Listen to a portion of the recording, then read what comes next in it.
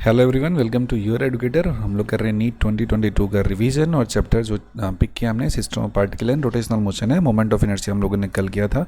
आज पढ़ेंगे टॉर्क कैसे कैलकुलेट करते हैं, उस पर बेस्ड क्वेश्चन क्या क्या है, क्या वैरायटी आपसे पूछ सकते हैं। साथ ही रोटेशनल काइनेमेटिक्स क्या होता है और डायनेमिक्स क्या होता है, इन दोनों बातों पे हम लोग चर्चा करने वाले हैं। तो चलिए शुरुआत करते हैं। हमारा टॉपिक गोल है जिसको आज हम लोग यहाँ पे पढ़ के कंप्लीट करने वाले हैं। तो सबसे पहला पॉइंट हमारा ये टॉर्क के बारे में पढ़ना है। What do you understand by the term called the torque. देखो, किसी भी ऑब्जेक्ट के ऊपर में जब फोर्स लगता है ना, और इस फोर्स की टेंडेंसी क्या होता है, उस ऑब्जेक्ट को रोटेट करने का होता है, तो हम ये समझते हैं कि ये जो फोर्स है ये इस ऑब्जेक्ट के ऊपर में क्या लगा रहा है, तो ये इस ऑब्जेक्ट के ऊपर में टॉर्क लगा रहा है। ये एंगल अगर थीटा है और इसका पोजीशन आर दिया है, तो इस जगह पे टॉर्क को डिफाइन किया जाता है टाउ इज इक्वल्स टू कितना होता है, तो ये वैल्यू हो जाता है आर क्रॉस एफ हो जाता है। अगर इसका मैग्नीट्यूड हम देखेंगे तो टॉर्क का जो मैग्नीट्यूड हो जाएगा ये कितना हो जाएगा, आर हो जाएगा, एफ हो जाएगा, और ये कितना हो जाएगा, साइन थीटा हो जाएगा। इसमें तीन केसेस होती हैं कि अगर पहला होगा कि थीटा का वैल्यू 0 डिग्री हो जाए या 180 डिग्री हो जाए, तो इस केस में टॉर्क का वैल्यू कितना हो जाता है, 0 हो जाता है। और वहीं पे थीटा का वैल्यू अगर 90 डिग्री हो जाए, तो इस केस में क्या हो जाता है, मैक्सिमम टॉर्क लगता है, और ये कितना हो जाता है, एफ इंटू आर लगता है। एज ए जनरल फार्मूला याद रखेंगे कि टॉर्क बराबर होता है force into perpendicular distance from the axis of rotation. जहाँ या जिसके अबाउट रोटेट कर रहा है वहाँ से परपेंडिकुलर डिस्टेंस होता है, उसे मल्टीप्लाई करेंगे तो टॉर्क निकल जाएगा। और अगर इसी में हमारा ये दिया है पोजीशन के फॉर्म में, एक्स आई कैप दिया है और साथ में वाई जे कैप दिया है और जेड के कैप दिया है, और अगर फोर्स दिया है ये वैल्यू कुछ ऐसा लिखा है, एफ एक्स आई कैप दिया है, एफ वाई जे कैप दिया है और एफ जेड के कैप दिया है, तो टॉर्क टाउ जो होता है ये होता है आर क्रॉस एफ हो जाता है। और कैलकुलेट करने के लिए हम लोग डिटर्मिनेंट यूज़ करते हैं, आई जे के होता है, और आर पहले आता है तो एक्स और वाई और जेड पहले लिखेंगे, और एफ बाद में आता है तो एफ एक्स हो गया, एफ वाई हो जाएगा, और ये कितना हो जाएगा, एफ जेड हो जाएगा। Then this is how you will get the value of torque in this case. Torque का वैल्यू कितना होता है, आर क्रॉस एफ होता है, और यहाँ पे जो आर है एक्स वाई जेड में लिखेंगे, जेड में लिखेंगे, फोर्स का value F X F Y F Z में, और डिटर्मिनेंट का यूज़ करते हुए सॉल्व कर देंगे। उम्मीद करते हैं डिटर्मिनेंट आपको निकालने आता होगा, या आगे जब क्वेश्चन करेंगे उसमें हम लोग देख लेंगे। सबसे पहला क्वेश्चन यहाँ पे दिया है कि find the torque about the origin when a force of 3 J newton acts on a particle whose position is this. तो ये तो बहुत बेसिक सा क्वेश्चन है। टॉर्क बराबर कितना होता है, आर क्रॉस एफ होता है, और आर जो दिया है कितना दिया है, ये दिया है 2K दिया है, और एफ का वैल्यू दिया है 3J दिया है। 3 2 जा हो जाएगा 6 हो जाएगा, ये वैल्यू कितना हो जाएगा, K क्रॉस J, और K क्रॉस J का वैल्यू कितना होता है, माइनस आई ना होता है, के क्रॉस जे कितना होता है, माइनस आई, तो आंसर कितना हो जाएगा, -6 आई कैप हो जाएगा। Option number C will be the correct answer. यही आई क्रॉस जे क्रॉस के रहता तो आई हो जाता। ये है कि moment of force 4i plus 5j minus 6k 20 minus 3 है अबाउट द पॉइंट 2 -2 एंड -2। जब भी ऐसा रहे ना, 2 पॉइंट दिया रहे, तो इसमें एक पॉइंट होगा जहाँ पे फोर्स लगेगा और एक पॉइंट होगा जिसका अबाउट निकालना है। अबाउट पॉइंट, जिस पॉइंट के अबाउट निकालना है, कोऑर्डिनेट 2 -2 है, और ये कितना है, -2 है यहाँ पे। और मोमेंट ऑफ फोर्स जो है वो फोर्स कहाँ पे लग रहा है, ये लग रहा है 0.2 है, 0 है, और ये कितना है, -3 है, और यहाँ पे फोर्स सेफ लग रहा है। तो हमें आर नहीं पता है, we don't know the R. R निकालने का तरीका होता है ना, फाइनल जो पोजीशन होता है इसमें इनिशियल पोजीशन को घटा देते हैं। तो फाइनल पोजीशन कितना है, तो यहाँ पे 2 0 एंड -3 है, और यहाँ पे इनिशियल 2 -2 है, तो घटाएंगे तो 2 -2 हो जाएगा 0, एंड 0 -2 करेंगे तो कितना हो जाएगा, +2 हो जाएगा, और ये j हो गया। -3 से -2 करेंगे तो +2 हो जाएगा, तो +2 -3 हो जाएगा तो -1 हो जाएगा, तो इसको माइनस के कैप लिखेंगे। अब टॉर्क टाउ का वैल्यू लिखना है, तो टॉर्क का वैल्यू कितना हो जाता है, वैल्यू हो जाता है आर क्रॉस एफ हो जाता है, और आर क्रॉस एफ होता है, इसके वैल्यू निकालेंगे तो ये लिखेंगे आई कैप, ये हो जाएगा जे कैप, और ये हो जाएगा के कैप। अब यह जो पहला आर है, आर यानी कि पोजीशन है, इसमें आई 0 हुआ, जे का वैल्यू 2 हो गया, के का वैल्यू -1 हो गया। वहीं पे जो फोर्स एफ दिया है इसका कितना वैल्यू है, तो ये वैल्यू दिया 4 है, ये वैल्यू 5 है, और ये वैल्यू -6 दिया है। जब इसे सॉल्व करेंगे तो कितना हो जाएगा, आई वाला खत्म हो जाएगा, इससे ही खत्म हो जाएगा, तो 6 2 जा कितना हो जाएगा, -12 हो जाएगा, और ये कितना होगा, माइनस माइनस हो जाएगा, प्लस में हो जाएगा 5 हो जाएगा यहाँ पे, ठीक है। 6 2 जा 12 -5, और ये एक और माइनस लगाएंगे तो माइनस माइनस प्लस हो जाएगा, और ये वैल्यू लिखेंगे तो माइनस आई कैप, और ये दूसरा होगा जे में, बीच वाले को खत्म करें, -6 से 0 हो जाएगा 0, 4 से -1 किए तो -4 हो गया, और माइनस माइनस हो जाएगा ये प्लस, तो 4 हो जाएगा, और ये हो जाएगा जे कैप, और थर्ड में लिखेंगे तो प्लस में हो जाएगा के कैप, के वाले रो को खत्म करेंगे, 5 - 0 0 हो जाएगा, और ये हो जाएगा -8, तो -12 प्लस 5 हो जाता है, -7 हो जाता है, और ये हो जाएगा आई कैप हो जाएगा, माइनस में हो जाएगा 4, और ये कितना हो जाएगा जे कैप, और ये वैल्यू हो जाएगा -8 हो जाएगा, और ये हो जाएगा कि कैप मतलब -7i -4j और -8k, मतलब ऑप्शन नंबर डी आपका करेक्ट आंसर हो गया। नेक्स्ट क्वेश्चन है, ये बहुत ही फंडामेंटल कॉन्सेप्ट बेस्ड क्वेश्चन है कि if F is the force acting on a particle having position vector R and tau with the torque of this force about the origin, तो क्या कौन सा इसमें सही है। देखो सिंपल सा लॉ है कि टॉर्क का जो वैल्यू होता है वो कितना हो जाता है, ये वैल्यू अपना आर क्रॉस एफ हो जाता है। तो इससे पता चलता है कि टॉर्क जो दिया है ना परपेंडिकुलर आर का है, टॉर्क जो दिया है परपेंडिकुलर किसका है, एफ का है। और जब दो वेक्टर परपेंडिकुलर होते हैं तो परपेंडिकुलर वेक्टर्स का डॉट जब आप करोगे तो कितना हो जाएगा, जीरो हो जाएगा। वहीं पे टाउ डॉट एफ करेंगे तो इसका डॉट करेंगे तो कितना हो जाएगा, जीरो। तो ये दोनों ही केस में जो डॉट प्रोडक्ट निकालते हैं उसका वैल्यू कितने के बराबर आता है, जीरो के बराबर होता है। तो दो वेक्टर आपस में परपेंडिकुलर है and if you find the dot product तो उसका वैल्यू कितना आ जाएगा, जीरो आ जाएगा। नेक्स्ट है कॉन्सेप्ट ऑफ रोटेशनल इक्विलिब्रियम। देखिए इक्विलिब्रियम का मतलब क्या होता है, इक्विलिब्रियम का मतलब होता है कि किसी भी तरह का कुछ चेंज आपको देखने को नहीं मिल रहा है किसी स्पेसिफिक चीज़ का। तो ये जो इक्विलिब्रियम होता है इसको ब्रॉडली हम लोग दो कैटेगरी में बांट देते हैं। एक इक्विलिब्रियम को हम लोग बोला करते हैं ट्रांसलेशनल इक्विलिब्रियम कहते हैं, इसको बोलते हैं ट्रांसलेशनल इक्विलिब्रियम। और वहीं पे जो दूसरा होता है इसका नाम होता है रोटेशनल इक्विलिब्रियम, इसका नाम होता है रोटेशनल इक्विलिब्रियम। ट्रांसलेशनल इक्विलिब्रियम का मतलब होता है कि इसमें नेट फोर्स के वैल्यू कितना हो जाता है, जीरो।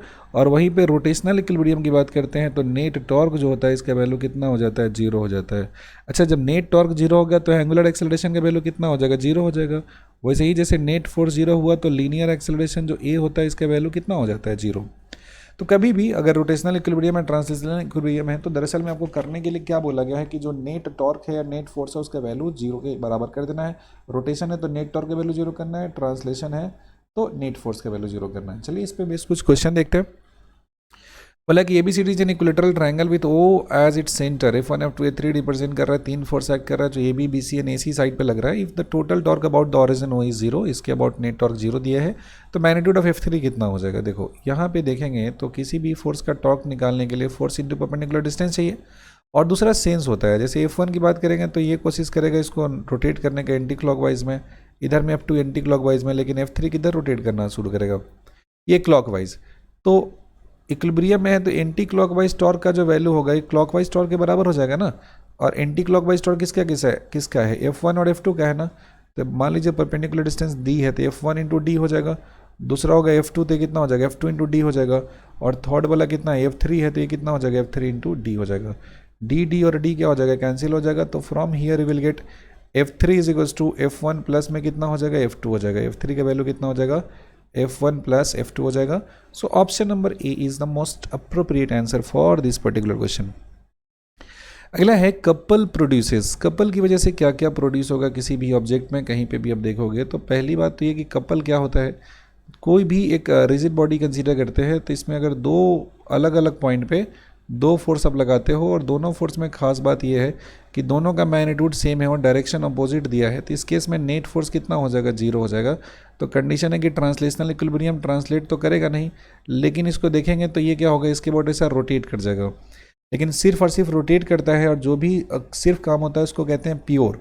तो ये कैसा मोशन कर रहा है, प्योर रोटेशनल मोशन कहता है। एक इसमें और इंपॉर्टेंट पॉइंट हो जो याद रखिएगा, इस केस में जो टाउ का वैल्यू कैलकुलेट करेंगे ना तो टाउ का वैल्यू होता है एफ इंटू डी होता है, ये दोनों के बीच का परपेंडिकुलर डिस्टेंस होता है। लेकिन ये फार्मूला ना दुनिया किसी भी पॉइंट के अबाउट अगर आप निकालते हैं जिसका टॉर्क का वैल्यू तो एफ इंटू डी ही होगा। पॉइंट जो रेफरेंस चेंज करने से टॉर्क का वैल्यू यहाँ पे चेंज नहीं करेगा। तो ये क्या दिया है, प्योर रोटेशनल मोशन हो जाएगा। उसको इस तरीके से हम लोग देखेंगे। कपल का मतलब यही होता है कि दो इक्वल अपोजिट फोर्स लगता है, नेट जीरो करता है।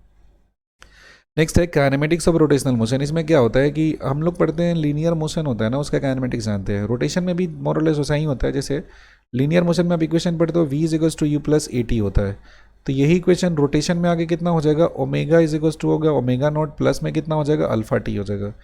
जो लीनियर मोशन होता है इसमें होता है V square is equals to U square plus में कितना होता है, 2s होता है। और यही ट्रांसलेशनल मोशन में आ जाता है, ओमेगा स्क्वायर हो जाता है प्लस में ओमेगा नॉट स्क्वायर हो जाता है और 2 अल्फा थीटा हो जाता है।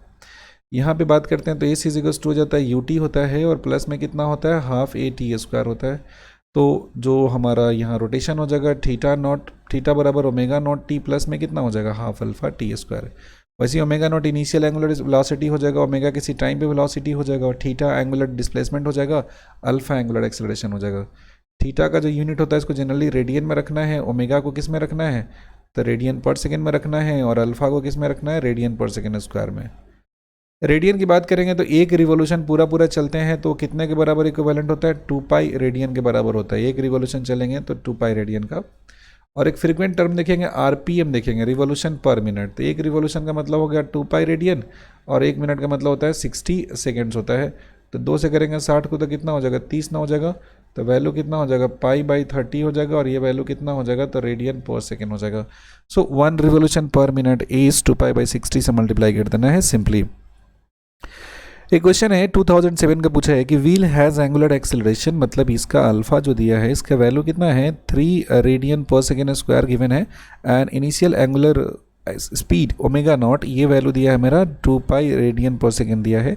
In the time t is equals to 2 second it has rotated through an angle. तो ये देखते ही मेरे दिमाग में आ जाना चाहिए कि इक्वेशन हमें यूज़ करना है theta is equals to omega naught plus में half alpha T square. Omega naught का वैल्यू 2 हो गया, टाइम का वैल्यू भी 2 हो जाएगा, हाफ इंटू अल्फा का वैल्यू 3 हो जाएगा, ये 2 का स्क्वायर हो जाएगा, ये खत्म हो जाएगा।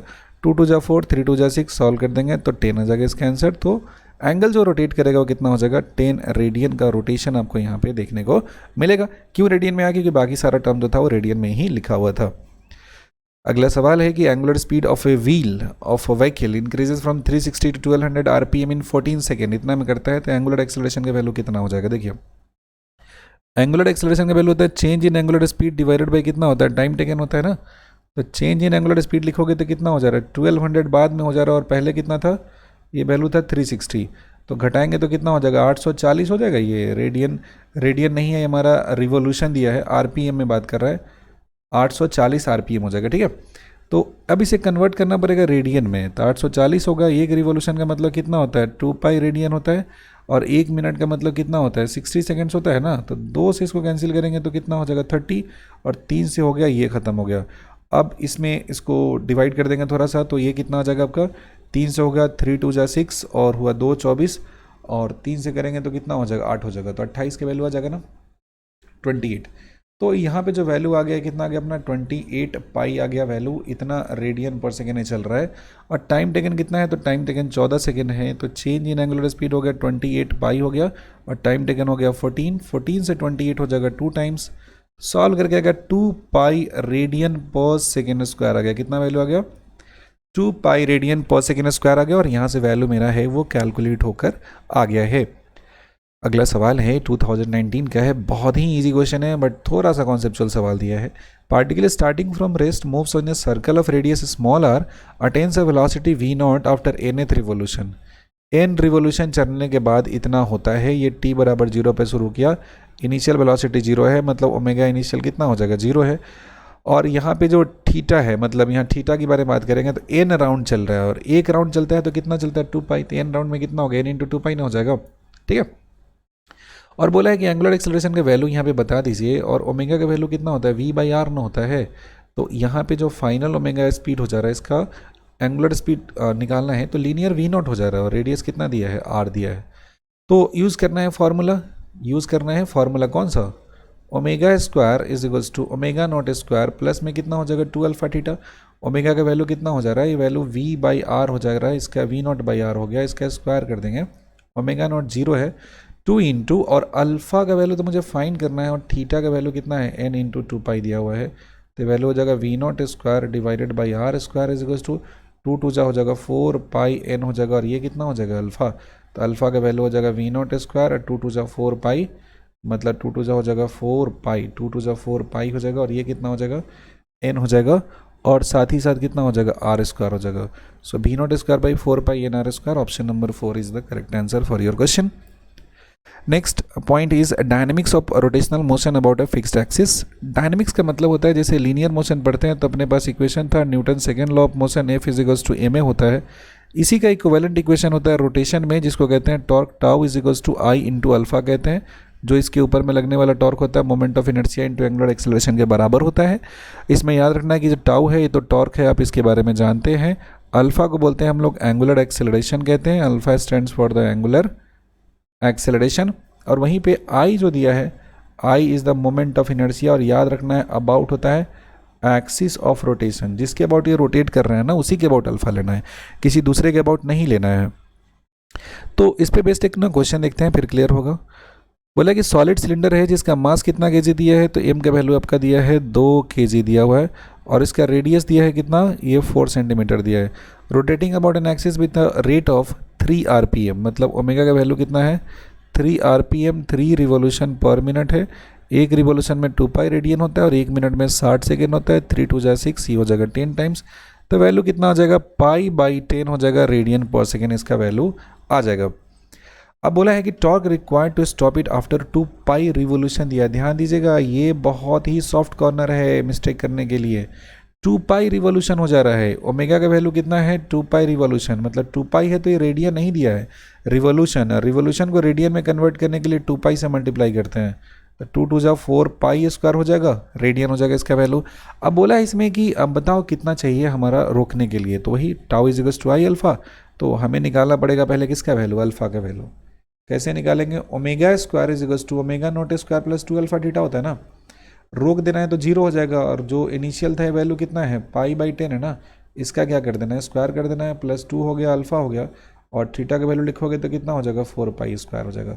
इधर में आ जाएगा तो पाई स्क्वायर और 10 का स्क्वायर हो जाएगा 100, और ये कितना होगा 4 2 जा 8 हो जाएगा, और ये कितना हो जाएगा पाई स्क्वायर इंटू कितना हो जाएगा अल्फा, 4 2 जा 8 हो जाएगा pi square alpha, pi square खत्म हो जाएगा, तो अल्फा का वैल्यू हो जाएगा -1 बाई कितना हो जाएगा 800 हो जाएगा, और वैल्यू कितना होगा रेडियन पर सेकेंड स्क्वायर हो जाएगा।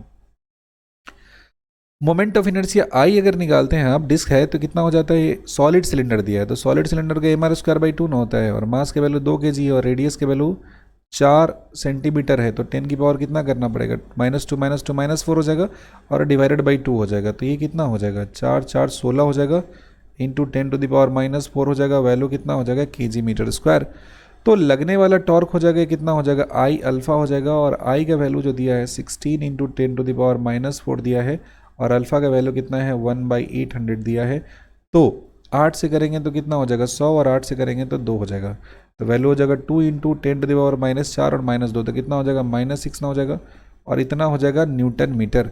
तो 2 इंटू 10⁻⁻6 न्यूटन मीटर हो जाएगा। This is the option B of this question. बहुत इंटरेस्टिंग था ये पॉइंट में, आप मिस्टेक पक्का करते हैं इस क्वेश्चन को, आप देखते हैं थोड़ा सा तो बनाते हैं, तो ये वो पोजीशन था काफ़ी वनरेबल जगह है, यहाँ पे मिस्टेक होते हैं लोगों से। अगला सवाल है कि rope is wound around a hollow cylinder of mass कितना दिया, सिलेंडर हॉलो दिया है और इसका मास दिया अपने पास 3 kg का, और रेडियस आर जो दिया है ये वैल्यू कितना दिया है 40 सेंटीमीटर है, मतलब 0.4 हो जाएगा। Angular acceleration of the cylinder if the rope is pulled, इसमें बोला कि पुल किया जा रहा है कितना से 30 न्यूटन से, अल्फा का वैल्यू कितना हो जाएगा, देखना जरा ध्यान से। अगर कोई भी सिलेंडर है इसका क्रॉस सेक्शन एरिया ऐसे देखोगे, ऐसे इसको पुल कर देना है, और इसका रेडियस हो जाएगा, तो टॉर्क का वैल्यू लिखना पड़े तो कितना हो जाएगा एफ इंटू आर हो जाएगा, टॉर्क का वैल्यू एफ इंटू आर हो जाएगा, और फोर्स कितना है इसका 30 दिया है, और ये डिस्टेंस कितना होगा 0.4 ना हो जाएगा, तो 4 3 जा कितना हो जाएगा 12 न्यूटन मीटर आ जाएगा, ये कैलकुलेट करके कितना आ जाएगा 12 न्यूटन मीटर। नेक्स्ट है मोमेंट ऑफ इनर्शिया आई जो होता है, इसका वैल्यू कितना होता है, तो मोमेंट ऑफ इनर्शिया आई जो होता है हॉलो का, ये mr² होता है, ये हॉलो सिलेंडर दिया है, सिलेंडर का वही होता है जो रिंग का होता है, और मास के वैल्यू 3 दिया है, और रेडियस कितना दिया है 0.4 इंटू 0.4 दिया है, ये वैल्यू दिया आपका, ठीक है। मास 3 दिया है और रेडियस के वैल्यू 0.4 दिया है, तो मोमेंट ऑफ इनर्शिया mr², तो 4 4 हो जाएगा, तो ये कितना हो जाएगा, ये हो जाएगा आपका 3 इंटू और 4 4 हो जाएगा 16, और ये कितना हो जाएगा 0.14 16 3 जा 48, इतना हो जाएगा, ये वैल्यू कितना हो जाएगा kg मीटर स्क्वायर हो जाएगा। अब देखेंगे टॉर्क का वैल्यू कितना होता है, तो टॉर्क का वैल्यू होता है आई इंटू अल्फा होता है, और अल्फा हमें चाहिए तो ये कितना हो जाएगा टॉर्क बाई आई ना हो जाएगा, और टॉर्क का वैल्यू मैंने निकाला तो 12 दिया है, और ये वैल्यू दिया 0.48 दिया है, ये यहाँ से हटेगा तो 100 हो जाएगा, 12 से हो जाएगा 4 4 से होगा 100 कितना हो जाएगा 25, सॉल्व करने पे कितना हो जाएगा 25 रेडियन पर सेकेंड स्क्वायर हो जाएगा। So the value of this answer of this question is 25 radian पर सेकेंड स्क्वायर। बहुत ही इजी क्वेश्चन था। नेक्स्ट क्वेश्चन दिया है कि a rod PQ of mass m and length l is hinged at P. The rod is kept horizontal by the massless string tied to the point Q as shown in the figure. When the string is cut, then the initial acceleration of the rod is. इसको अगर यहाँ से काट दिया जाए तो कितना acceleration होगा रॉड का, ये बताना है। देखो जब यहाँ से इसको काट दोगे रॉड, तो रॉड तो यहाँ पे हिंज किया हुआ है, इसके अबाउट रोटेट करना शुरू कर देगा, तो इस रॉड के ऊपर में जो mg लग रहा है इसके कहाँ लग रहा है, सेंटर से लग रहा है ना, और टोटल इसका जो लेंथ दिया हो कितना दिया है l दिया है, और हमसे पूछा गया है कि इनिशियल एंगुलर एक्सेलरेशन अल्फा बताइए। तो एक ही तरीका होता है, टाउ इक्वल्स टू कितना होता है आई अल्फा। टॉर्क कितना होता है फोर्स इंटू परपेंडिकुलर डिस्टेंस ना, तो M G into L by two. और रॉड इंड के अबाउट रोटेट करेगा तो कितना हो जाएगा, M L square by three हो जाएगा इंटू अल्फा ना, बिकॉज रॉड का मोमेंट ऑफ इनर्शिया एंड के अबाउट कितना होता है, M L square by three होता है। इससे खत्म हो जाएगा, एल से एल कैंसिल हो जाएगा, तो अल्फा का वैल्यू कितना हो जाएगा, तो ये वैल्यू हो जाएगा 3g डिवाइडेड बाई कितना हो जाता है 12 हो जाता है। So the value of angular acceleration is how much, तो ये वैल्यू हो जाएगा 3g बाई 12। स्टैंडर्ड रिजल्ट है, इसको याद रखिएगा, समझ गया, 3g बाई 12। ये क्वेश्चन है, बोला कि instantaneous angular position of on a rotating wheel is given by this expression and the torque on the wheel कितना हो जाएगा, इस व्हील के ऊपर में कितना टॉर्क लग रहा है ये कैलकुलेट करके बताइए। On the wheel become zero, तो जीरो करने के लिए पहले कैलकुलेट करना पड़ेगा ना, तो टॉर्क का वैल्यू जीरो है, तो टॉर्क का वैल्यू आई अल्फा होता है, ये जीरो हो गया, तो ये जीरो हुआ तो आई तो जीरो होगा नहीं, क्या जीरो हो जाएगा, अल्फा जीरो हो जाएगा। अल्फा कैसे निकालेंगे, थीटा का वैल्यू दिया है 2t³ दिया है, -6t² दिया है, तो ओमेगा का वैल्यू कितना हो जाता है, तो ये वैल्यू हो जाता है D theta by D T होता है, तो 2 हो गया, टी क्यू कितना हो जाएगा 3t² हो जाएगा, -6 इंटू t² कितना हो जाएगा 2t, 3 2 जा 6t² हो गया, -6 2 जा 12t हो गया, किसका वैल्यू, ओमेगा का वैल्यू हो जाएगा। अल्फा का बात करेंगे तो अल्फा कितना होगा, D omega by D T ना हो जाएगा, तो 6 इंटू t² का 2t हो जाएगा, -12, टी का वैल्यू 1 हो जाएगा, तो अल्फा का वैल्यू हो जाएगा 6 2 जा 12, टी माइनस कितना हो जाएगा 12। और जब टॉर्क जीरो करना है तो क्या करना है, दरअसल में हमको जीरो अल्फा जीरो करना है, मतलब 12t माइनस 12 बराबर जीरो ना हो जाएगा, तो टी का वैल्यू कितना हो जाएगा 12/12 कितना हो जाएगा वैल्यू इसका 1 सेकेंड, इसका आंसर आ जाएगा, कितना आ जाएगा आंसर, इसके आंसर आ जाएंगे 1 सेकेंड। तो आपका जो ऑब्जेक्ट दिया है इसके ऊपर में लगने वाला टॉर्क हो जाएगा जीरो कितने टाइम पे हो जाएगा, 1 सेकेंड पे हो जाएगा। So now we have completed this portion of system of particle and rotational motion. जो अगला वाला पार्ट होगा जिसमें मोस्ट इंपॉर्टेंट पॉइंट है आपका वो है एंगुलर मोमेंटम एंड जो वर्क एनर्जी से रिलेटेड कॉन्सेप्ट है उस पर क्वेश्चन करेंगे, और फिर एक कर लेंगे हमारा रोलिंग मोशन का। तो ये 4 सेगमेंट में जो चैप्टर है पूरा पूरा कंप्लीट हो जाएगा। तो अभी के लिए इतना ही, and if you like this content then do consider subscribing this channel and hit the like button. Thanks for watching till the end. Bye bye.